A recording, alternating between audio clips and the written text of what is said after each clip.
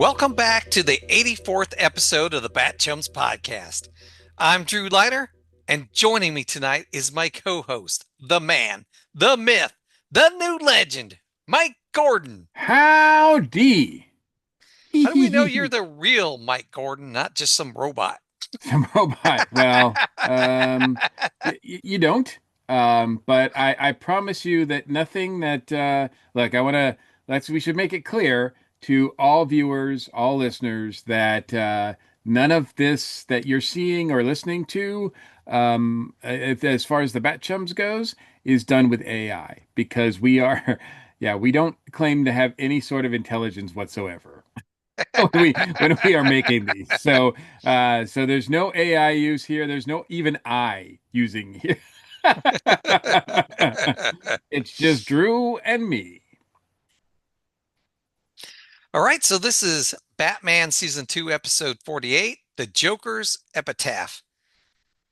Episode aired Thursday, February 16th, 1967, directed by Oscar Rudolph, with teleplay by Lorenzo Semple Jr. and the story by Peter Rabe. And we mentioned the writers last time. I just wanted to note, and I know we've talked about him before. Oscar Rudolph is the director, the main director of this show. He directed 36 episodes and 30 of the last final 52 episodes, the most of any of the other 19 directors credited to the series. So this guy is the guy when it comes to directing episodes of Batman. All right, so when we last saw the Boy Wonder, he was about to be printed into a horrible human comic book. Horrible. Bruce, no, that's what the show said. No, So, no, you're absolutely right. I don't know if that's a play on it's horrible that he's going to be stamped out, or it's horrible that he's going to be made into a comic book. I don't know. They kind of sort of it works both ways there. Bruce Wayne was being forced to throw the switch that would stamp Robin's doom by Joker's robots. There is only one man who can stop the presses. Magic Batman. Now, I don't know if Magic Batman is robotic. I mean, he's just a head, so it's hard to tell. But and there might be something. I don't think there's anything artificial about Magic Batman. He's the real deal. He's the real deal. Magic Batman. Yeah, so let's ask him our question here. Magic Batman, will Robin be turned into a comic book by Bruce Wayne's hand? Answer, Alfred agrees. Well, Alfred Day's coming into play pretty soon. Yes, it's funny how Magic Batman brings this stuff together, huh? Yeah. Well, I mean, he's always 10 steps ahead, right? I mean, regular Batman is usually 10 steps ahead, so Magic Batman must be like 100 steps ahead. On the street below, Alfred, disguised as Batman, tries to contact Master Robin and Mr. Wayne, but is not getting an answer. Bless his vertigo, Alfred climbs the bat rope. Oh my giddy aunt.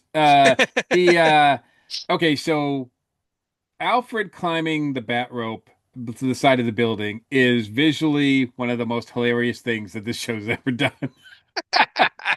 I mean, Alan Napier, bless him, he's in great shape for his age or for any age actually. So he's probably in better shape there filming that than I am now. I know he is because I wouldn't be able to do that.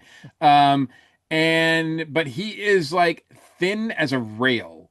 Like he is so thin and bony that the outfit almost looks like skeletal on him. Like, remember a few weeks ago when we were talking about like when they had that cliffhanger and the bat suit was put on skeleton? Well, that's kind of what it looks like a little bit with Alan Napier wearing it. It's so ridiculous, but it's fun. Look, Alfred saves the day here. I love it. I love it. I This is not obviously the first time we've seen Alfred don the cape and cowl. No, it's not. He's done so. Would On this a be couple the occasions. yeah, I think this is like the second or third time, like a handful of times. So, and it's pretty awesome. Again, that shows that Batman is thinking ahead because he's already got Alfred down there in case they get into trouble. They don't Well, have I to think call him. yes. And I think it was a missed opportunity. We got Alfred climbing the bat rope. No celebrity Yeah, I was guest kind of star. hoping that someone would pop out, and no one pops out. No one had, you're right in saying that we haven't had a celebrity pop out in a while now. It's almost like, wow, are they still going to do that? I think they will, but man, we haven't seen it for quite a few episodes now. Right. And I thought what's funny about it is I thought I remembered it a lot more than what has Yeah. happened. Well, it's possible that, for the next few episodes or certainly the third season, maybe it happens a lot more often. But yeah, it is strange. But yeah, I kind of expected someone to pop out and be like, have a conversation with Alfred as Batman. But, I guess that wouldn't have played out really well either. So, I mean, if you're the celebrity coming on that week, you're like, oh, I get to talk to the butler.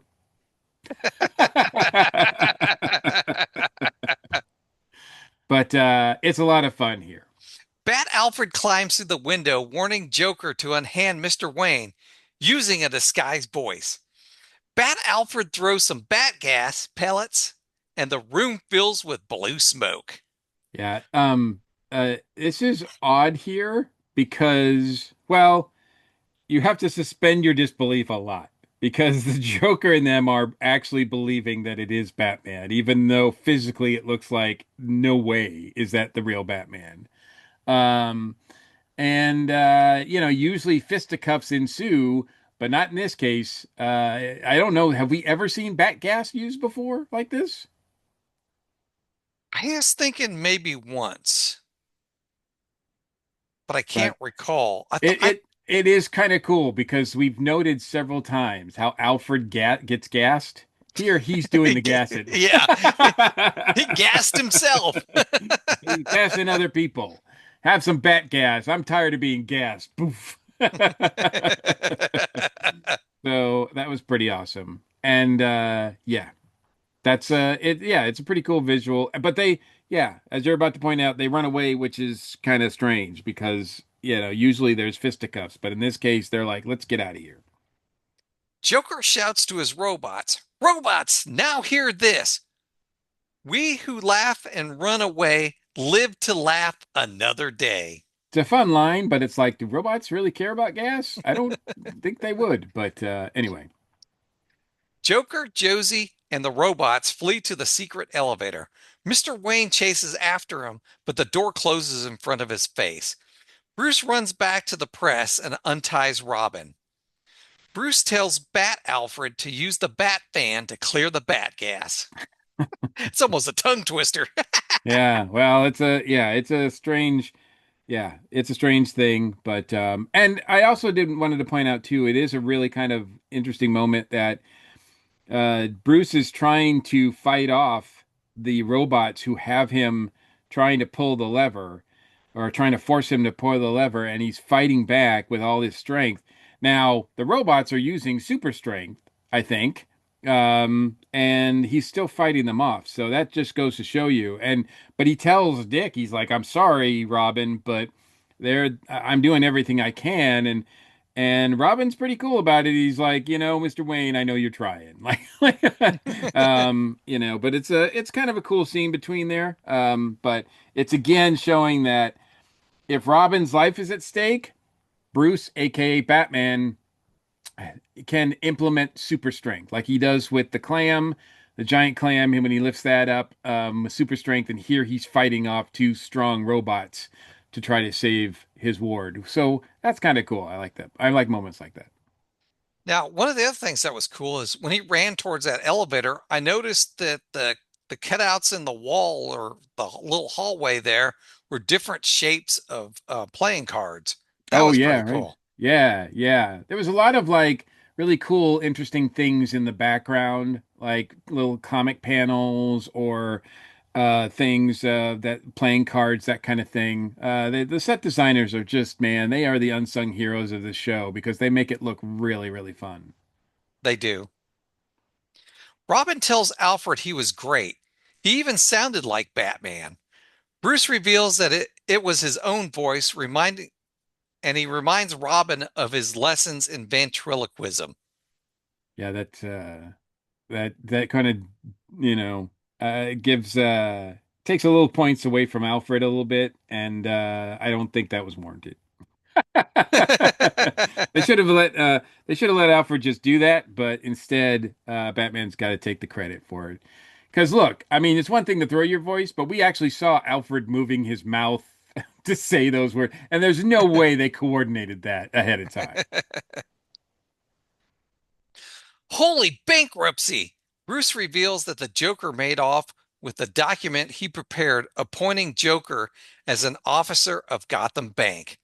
Under the alias of W.C. Whiteface, Joker is now the legal vice chairman of the board of the Gotham National Bank. Later, at the Gotham City Bank, Batman and Robin arrive to discover that the Joker has placed his robots in place of all the tellers.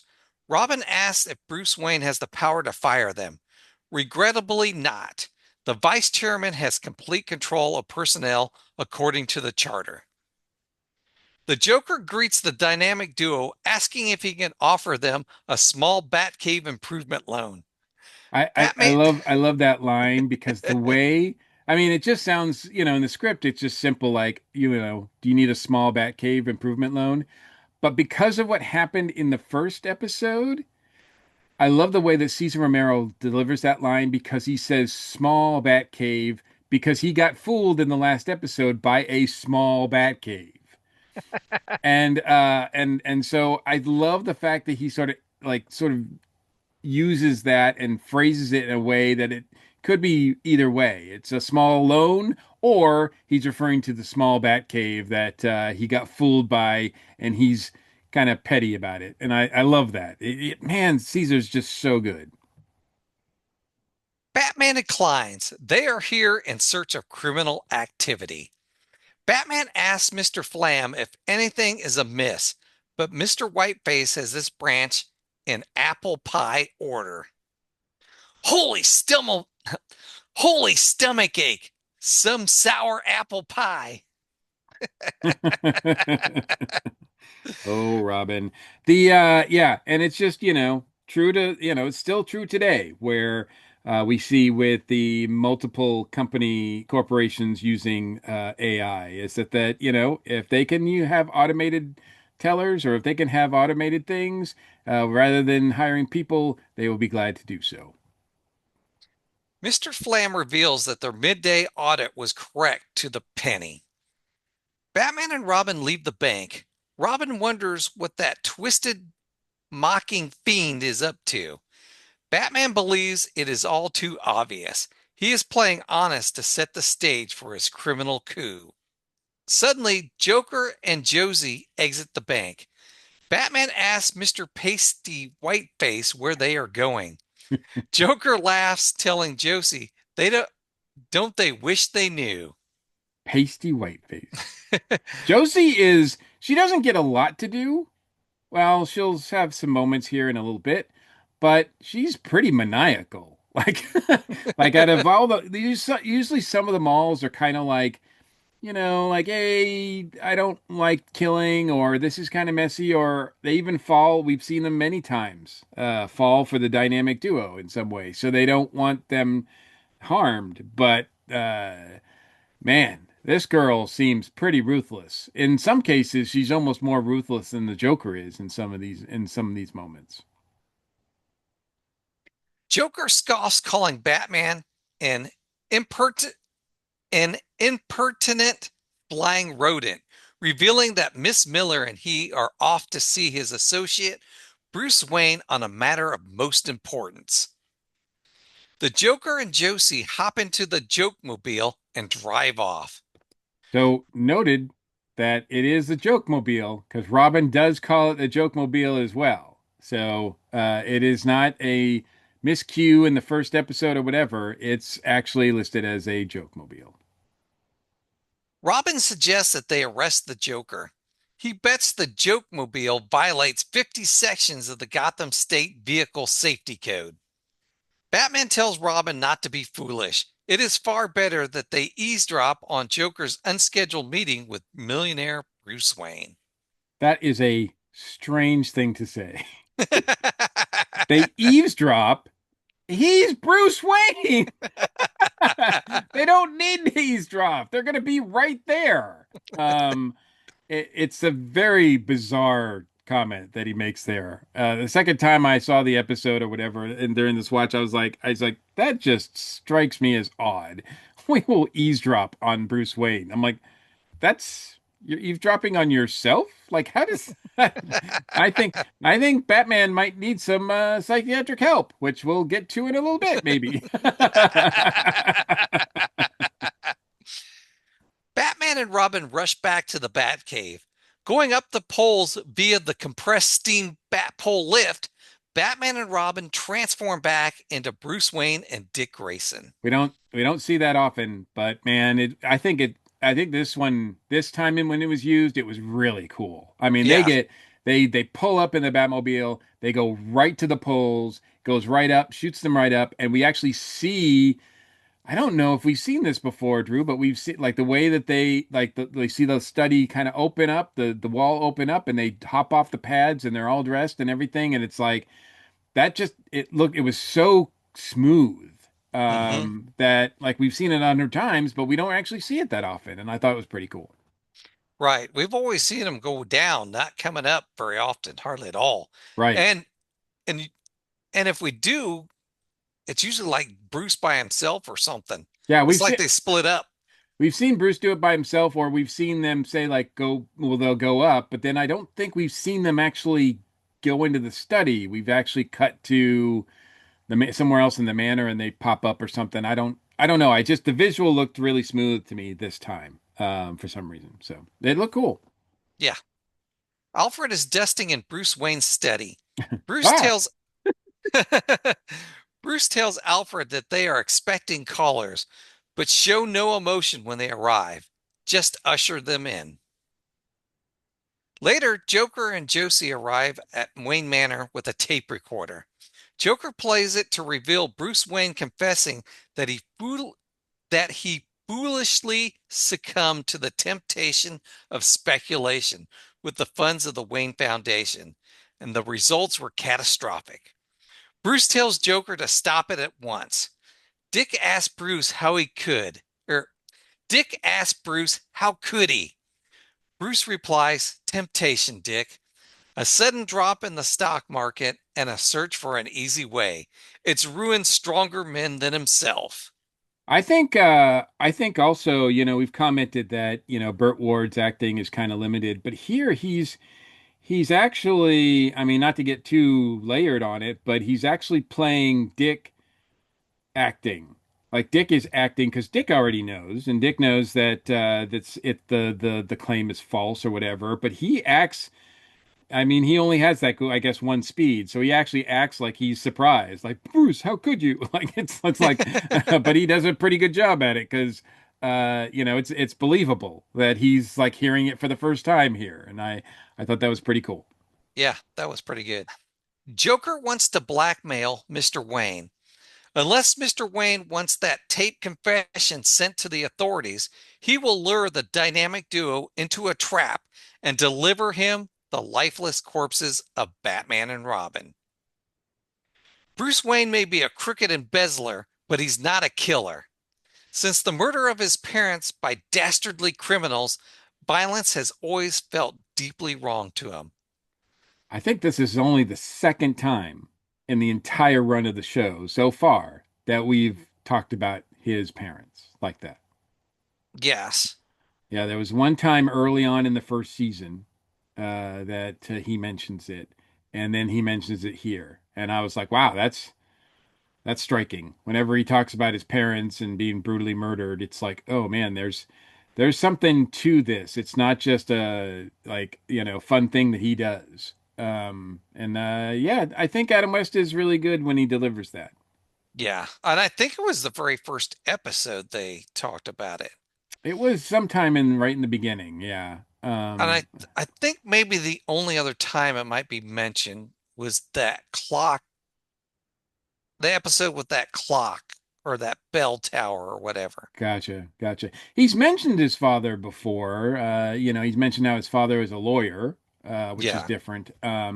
But yeah, talking about how they were brutally murdered is not something that they do very often here. So, yeah, but yeah, that's to his point. Like he's saying to the Joker, I'm a criminal, but being violence or violence is anathema to me, right? Like he says, like I can't do that. Right. Even though him and Robin beat people up every episode. Hey, they got to maintain their cover, Drew. They got to maintain their cover. As we'll find out later on throughout this episode, really, Batman is not above lying. He lies a lot. So to a lot of different people. So and not just the bad guys. So he's not above that. But yeah. But Bruce Wayne, nah, he's a stand-up guy.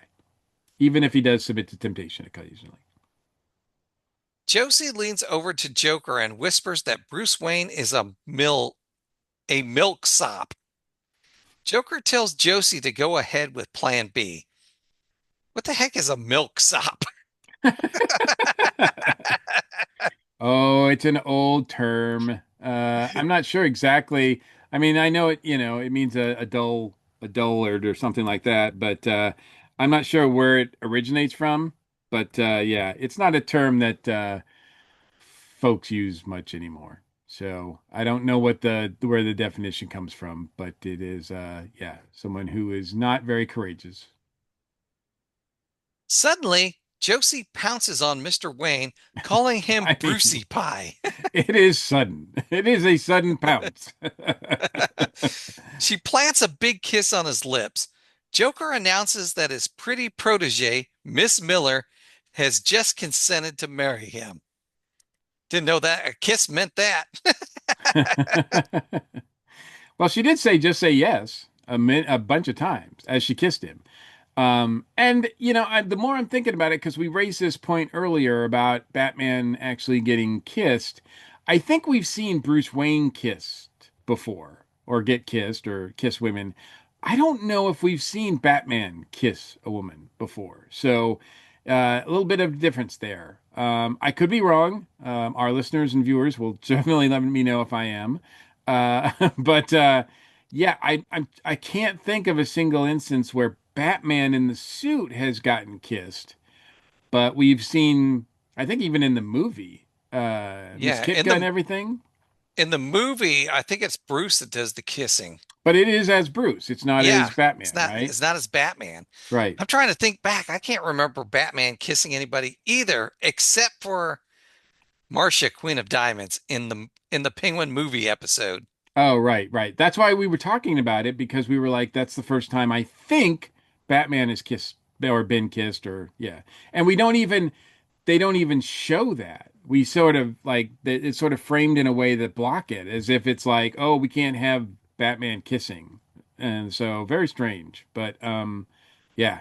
But Bruce can get all the action he wants, I guess. Well, he is a playboy millionaire or Yes, he millionaire is. playboy, so Yeah, they tend not to use that term a lot on the show, but they just call him millionaire Bruce Wayne, not Playboy millionaire. They his I think his full name on the show is Millionaire Bruce Wayne. Bruce is his middle name. Miss Miller pledges to be faithful forever in her fashion. She'll love Bruce until the oceans are hung up and dried. Okay. Yeah, she promises to be faithful in her own way. I thought that was kind of funny. Phyllis does a good job playing Josie here, and she at last has something to do except besides like be the sounding board for the Joker. So I thought that was interesting. And it did seem like Joker and she had more of a romantic relationship. So this is really twisted, what they're doing here, but even more so than usual. But yeah, we don't want to think about that, I guess. They just sort of move on. Joker pulls out a marriage contract. He commends Bruce on his generosity. The initial sentiment, the initial settlement is $3 million. Joker calls the society editor of the local newspaper, informing him that he has an announcement which might be of interest. Later, in Commissioner Gordon's office, Chief O'Hara and Commissioner Gordon read the wedding announcement in the newspaper. It is announced that millionaire Bruce Wayne is to wed reformed gun mole. Yep. Millionaire Bruce Saints, Wayne. Saints preserve us! Chief O'Hara exclaims that the bride has a record longer than both his arms and legs stitched end to end. And O'Hara's a big guy. Commissioner Gordon rushes to the hotline phone and calls Batman.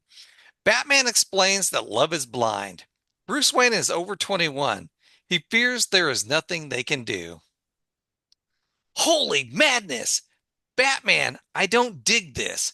Bruce Wayne didn't embezzle. That was just a ploy. Joker's blackmail threat isn't worth a tinker's darn. Batman explains that Bruce Wayne wouldn't be able to explain the tape without compromising their secret identities. However, there is a weak link in Joker's plan. Their secret weapon is a dead stranger in this very Batcave. Holy remote control robot! The Joker's Mr. Glee, whom they've captured earlier in this adventure. If they would if they could solve the secret of his control mechanism, they could control the other robots. Well, I mean, it's valid.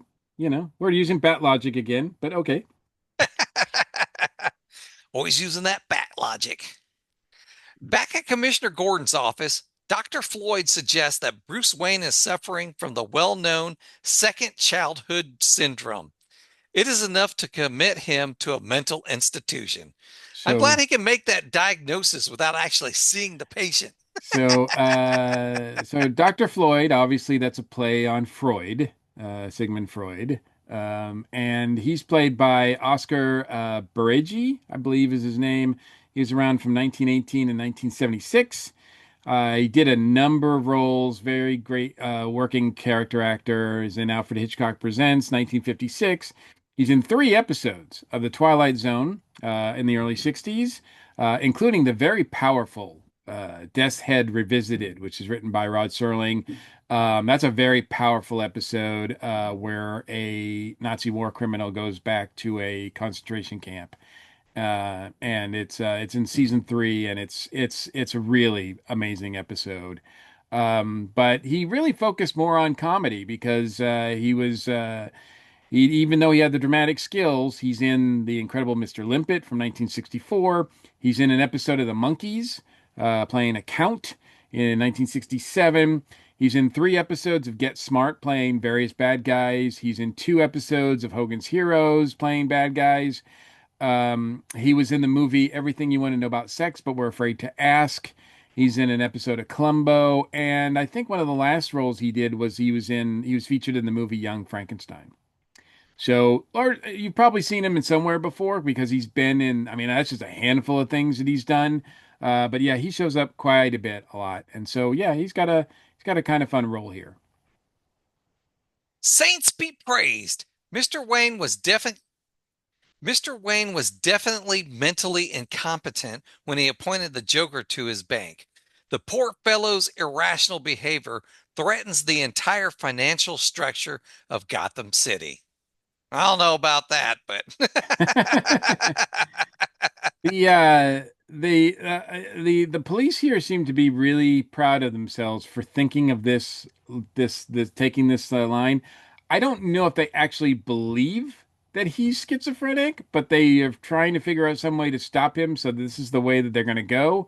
But they seem to take a lot of pleasure about this, about how like, oh, we're going to go get that Bruce Wayne. I was like, wow, I thought he was your friend, man. But yeah, nope. Well, we've seen him turn on Batman before, Well, that's so true. Yeah. Wanted dead or alive, yep. even. So, yeah, I guess it's not out of character, but yeah. If Batman won't help them, then they must take matters into their own hands.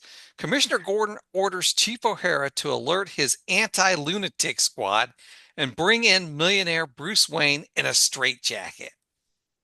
So it is kind of fun here that the Gotham police have a anti-lunatic squad. Because one thing that's not done on this show, they do not have an Arkham Asylum on this show, or at least not one they've ever mentioned. And yeah, almost all of Batman's villains are crazy. And in the comics, 99.9% of them go to Arkham Yep. because they are insane and they are lunatics. So yeah, it is fun that this show has a lunatic squad or an anti-lunatic squad, because it would be very busy if it was in the comic. Whereas here, it's like, nah, not so much. In the Batcave, Batman and Robin use the integral differential robot analyzer to bring Mr. Glee back to life. Holy Frankenstein! They have done it! Batman gets a call from Alfred on the hotline phone. Chief O'Hara is here to see Bruce Wayne on an urgent matter. A few minutes later, above in Wayne Manor, Bruce Wayne greets Chief O'Hara only to be put into a straitjacket by his men. Chief O'Hara has a court order. He'll have a nice long rest in Happy Acres. So Happy Acres sounded familiar to me. I don't know if they referred to Happy Acres before on this show. I don't think so. But when I looked it up, I really couldn't find any sort of, I was looking for, like in the movie, one of my favorite movies is Arsenic and Old Lace with Cary Grant, and the sanatorium or the insane asylum, whatever you want to call it, mental institution, got many names, of course. Rest home is called Happy Dale, which is kind of close. Of course, there's the Green Acres series, which has got nothing to do with, well, you could argue that they're kind of insane on that show, but that's not about a sanatorium at all. But that was on at the same time as Batman. That was on from 1965 to 1971. So Green Acres is on at the same time. I know it's when I Googled it, there's a lot of like children's sort of like preschools or camps, and a lot of other. There's a farming game, I guess, an app that you can get that's called Happy Acres. So it is something that's out there in the sort of pop culture. But I thought maybe he was referring to something specific, but it doesn't. I can't find any reference, at least in Batman lore, to connect it with anything. It's certainly not Arkham. Nope.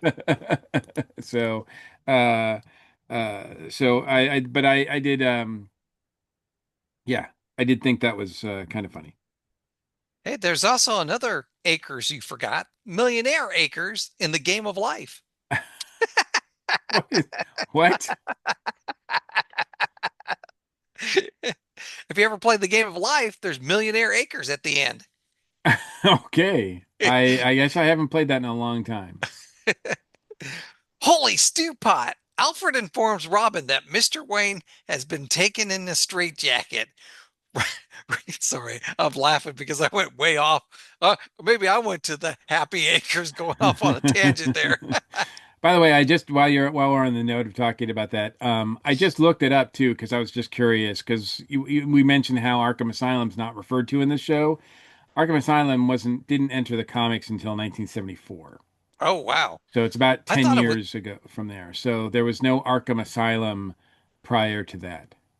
I didn't realize, I thought Arkham Asylum it was older than that, but Yeah, me too. I thought it was something out of the 60s as well, but no, but it came out of actually it was created by Denny O'Neil, and the great Denny O'Neil, and appeared in Batman 258, which is from October 1974. So And yeah, so we think of it, I mean, it's obviously a huge thing now that everybody knows. Even if you don't never seen or watched or read Batman, you know what Arkham Asylum means. Yeah. And there was talk of doing an Arkham Asylum television show, but I don't think it's going to come to fruition now. Yeah, I don't know. I hear things here and there, but about that sort of thing, but I don't know. I mean, with DC, they make announcements and then they back out of them, and so often that I don't know what's what. So until it comes out, I don't even trust a lot of that stuff. But yeah. So I know the game was very popular. Have you ever played the game, What game's that? Arkham Asylum? Oh, no, I have not. Gotcha. Yeah. It's uh So, it's a pretty, pretty popular game and there was a number of iterations of it. I don't know if it's still going on, but yeah, that was a huge game, a huge thing. So, yeah, it's got its own thing going. holy stew pot. Alfred informs Robin that Master Wayne has been taken away in a straitjacket. Robin had just finished transmitting Batman's orders to those robots at the bank. This was ill-timed. Robin orders Alfred into his trusty bat suit. Bat Bat Because Alfred. because Robin can't drive. No, he still can't drive. I swear there is an episode where he gets his I license. mean, we've still got like, a season and a little bit more to go. So I'm saying that you're probably right. But we'll see. So, but yeah, as far as right now, he can't drive, so Alfred has to once again don the batsuit. Bat Alfred and Robin intercept the anti lunatic squad in the Batmobile. Using the Bat Ray, Robin is able to blast open the back doors of the van. Now I gotta say, Robin's been getting to use all the cool weapons lately. He used the Bazooka last week, They did. and this week he's using the Bat Ray. Have we seen? I think we've seen the Bat Ray before, I'm pretty sure but we it's been a have. long time. It was either at the beginning of the season or at the towards the end of last season we saw Yeah, it. I don't know exactly what it does. Oh, apparently it opens up It opens doors. doors. It opens doors. Yeah. And it does. Using the bat magnet, they latch onto the metal buckles of the straitjacket, pulling Bruce Wayne out of the van. Bruce rolled with the Bruce rolled with the fall so not to injure himself. So, can they really, really focus the Bat Magnet because the whole van is made of metal?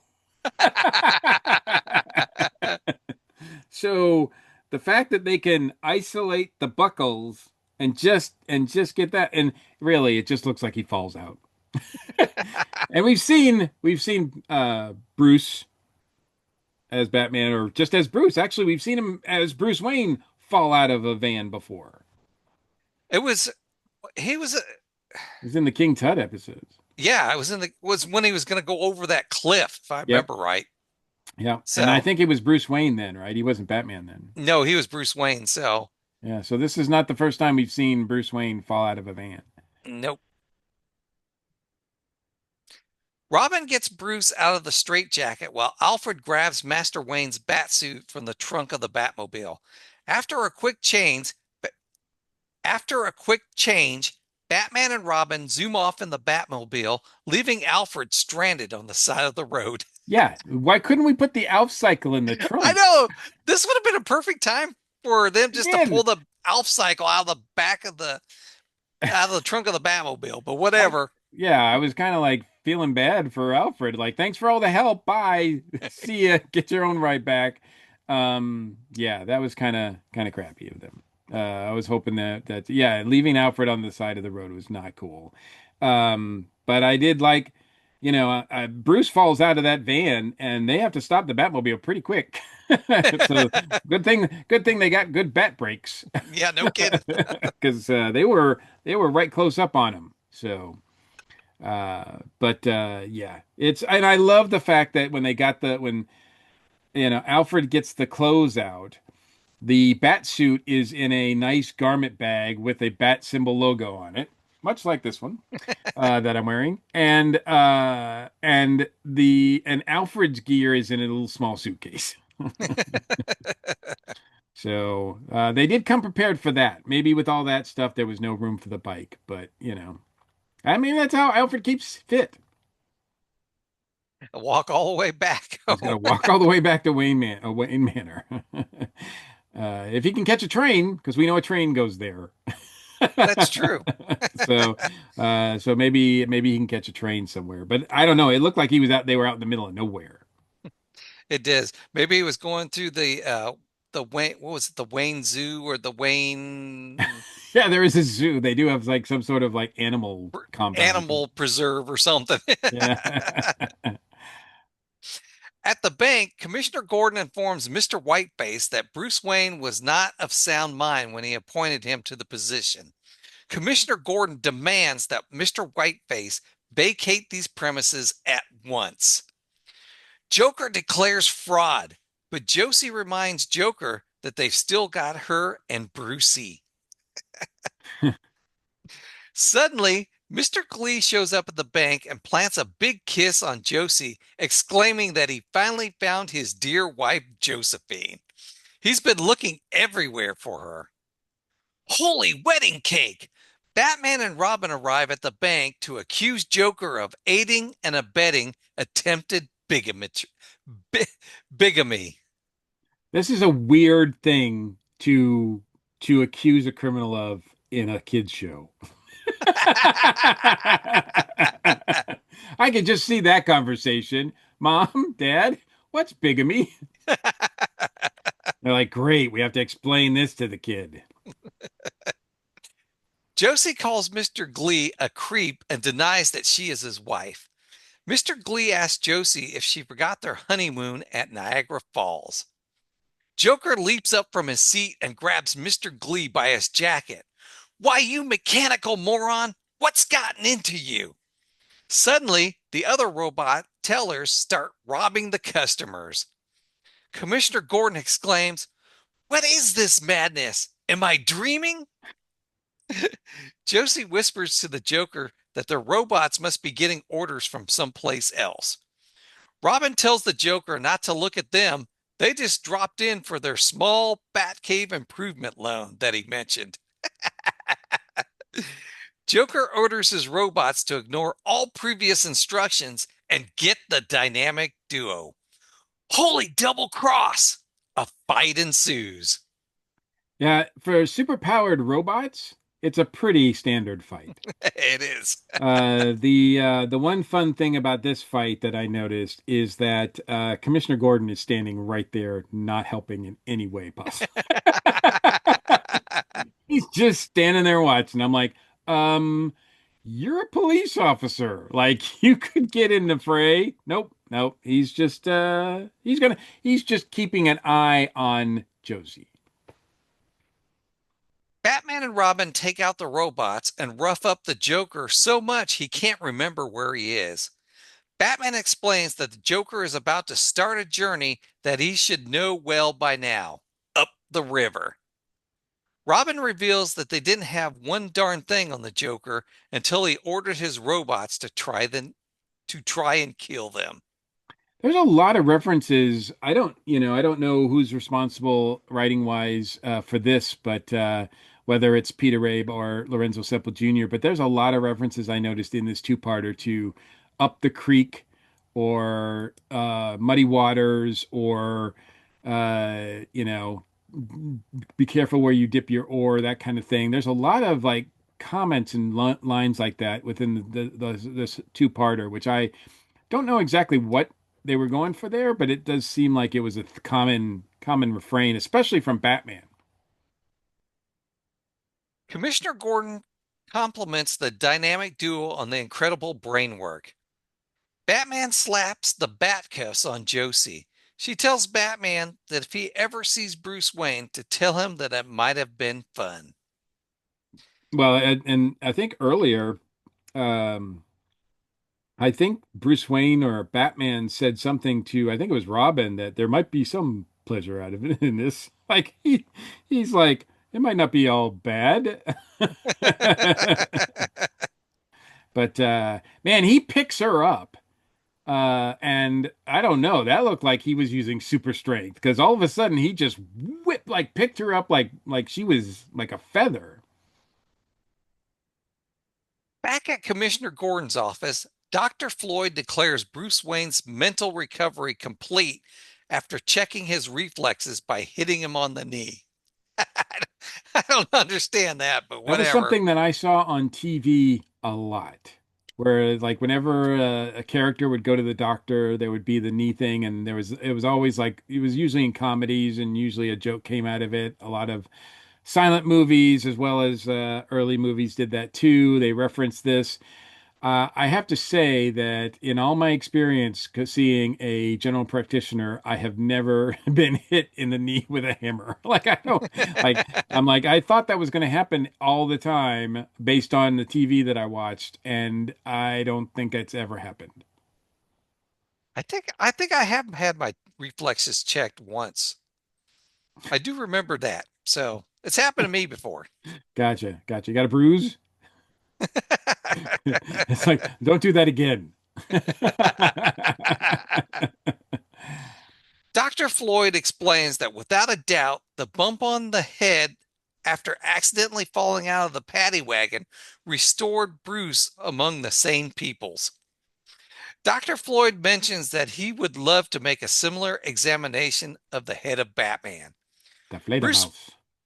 Bruce Wayne states that if Dr. Floyd were to have the opportunity to study Batman's brains, he thinks he'd find it not terribly unlike his own. Chief O'Hara exclaims, "Mother of mercy, get the smelling salts. Mr. Wayne is having a relapse." Yeah, Floyd uses the Fledermaus Mansion, I think, which is German for Batman. The Fledermaus is a bat. Um, it kind of is funny to me just because it's a fun reference because later on in the cartoon series The Tick, they created a Batman-like hero to go to be teaming up with the Tick, and he was called Deflator Mouse. And I thought that was I always liked that as well. So nice little reference there that Ben England and the folks at the Tick put in there. I don't think the Deflator Mouse. I think that was just in the cartoon. I don't think he actually appeared in the original comic for the Tick, and I don't think he appeared in the live action either. So, because I think in the I think in the live action he was called Batman Well. So a little bit different there, but yeah, it's fun. This is the 14th episode without Madge Blake, which good for Aunt Harriet because if she had arrived, she had been there when Bruce was getting hit on and blackmailed and married and all that kind of and proposed to. I think she was just passed out anyway. So but all in all, I think it's a fun two-parter. What'd you think? Oh, I love this two-parter. I thought it was really fun.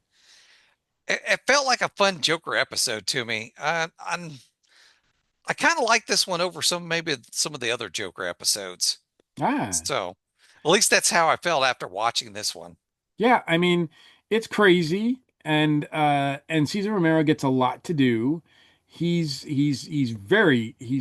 by this time he just owns the character. I mean, he's just we talked about it many times. He's just so good.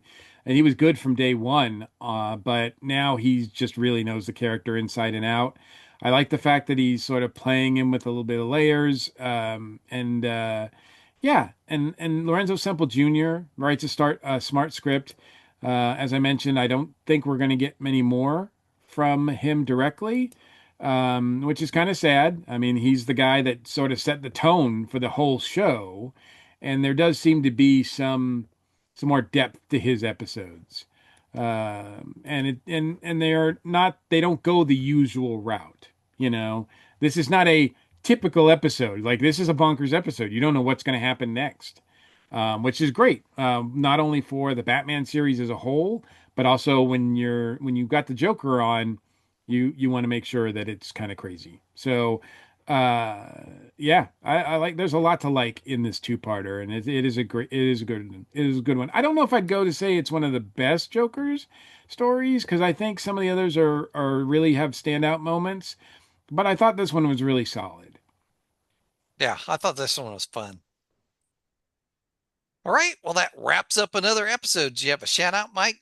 I not a shout out, but guess what? Speaking of rapping, I have another unboxing to do. Oh, So this is something I purchased on eBay. So I'm not going to show the actual like label or anything because I want to protect the seller and everything. But yeah, so I got this sort of secondhand, although I do understand that it's a new product or not a relatively new product. It's unopened anyway. So it's not but anyway. So when I did a search over the last week or so, I was looking for if there were if anybody had done a replica of the Joke Mobile.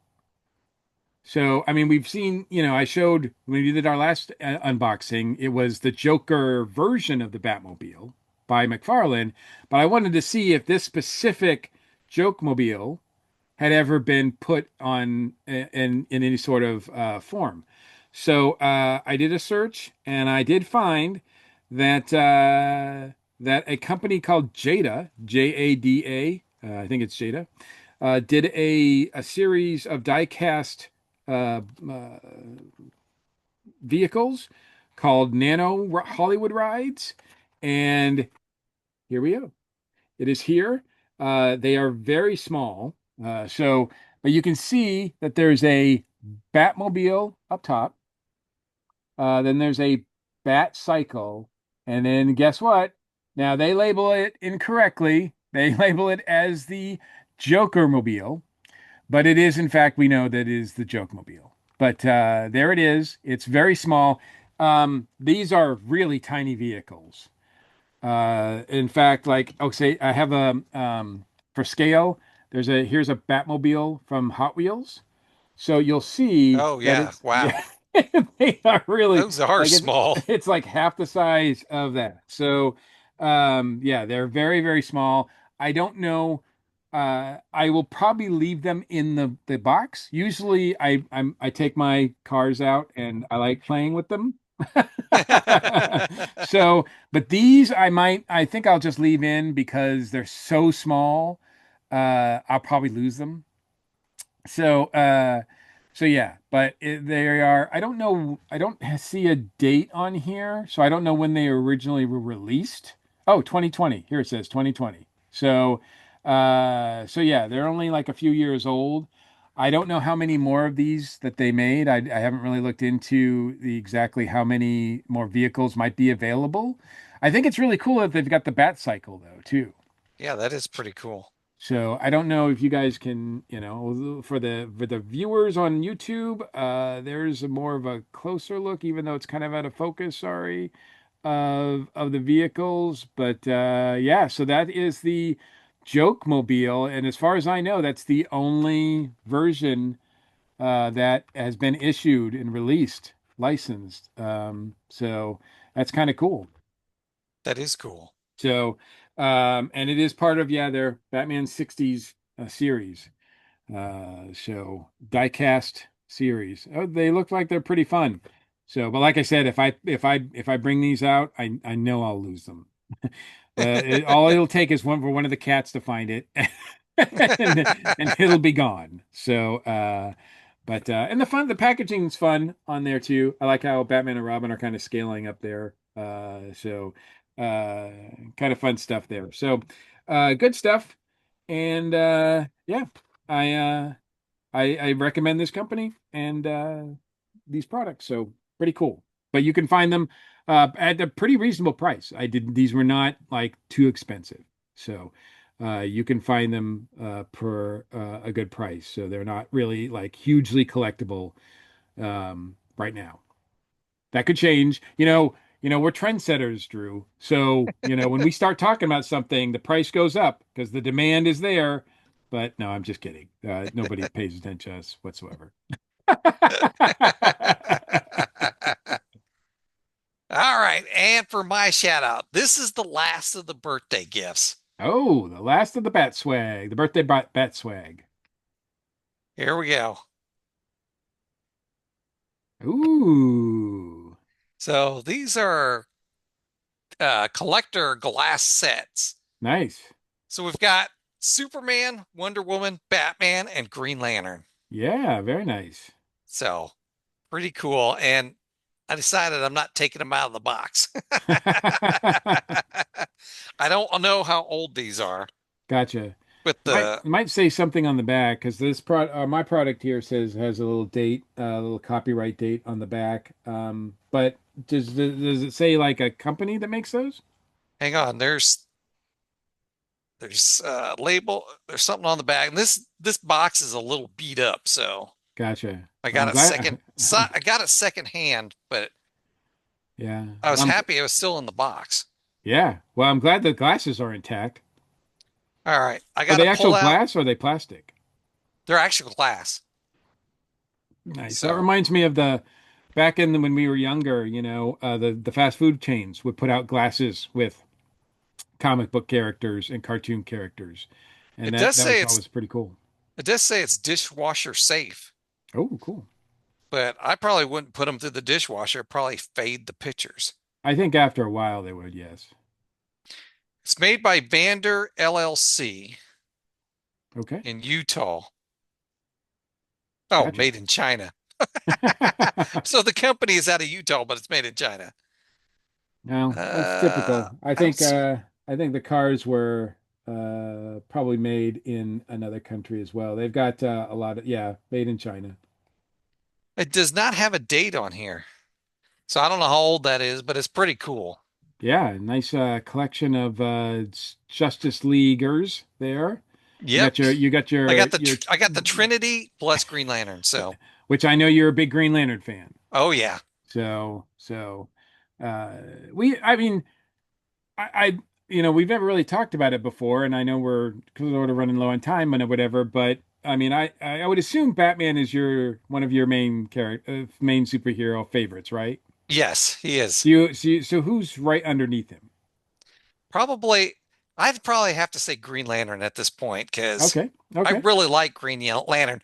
In the past, I probably would have said maybe Spider-Man or Superman, but I Right really like now, right now though, you're digging some Green Lantern. yes. And coming up on our next episode of Earth Station DCU, we are reviewing the Absolute Green Lantern series. Ah, look at that. So the A shout first out four within a shout issues. out. Yep. So I read the first four issues last night, and I'm very excited to talk to Cletus about it. So Nice, nice. Who's doing that? Do you know? it was I don't remember because it was a writer whose name I didn't recognize. Gotcha, gotcha. That's cool. So I'm Well, I guessing it look was for. Well, somebody we'll just have new. to listen to the episode to find out. Yep. All right. If you'd like to comment on anything we've talked about tonight, you can reach us at our feedback line 317-455-8411. Text us, leave us a message, or you can email us at batchumspodcast@gmail.com. All right, you ready to get out of here, Batchum? Bat chums are ready to move out. Atomic batteries the power, turbines the speed. Thanks for joining us, and we'll see you next week. Same bat time, same bat channel. Don't worry. Once again, the meows are yet to come. Going back to the litter box.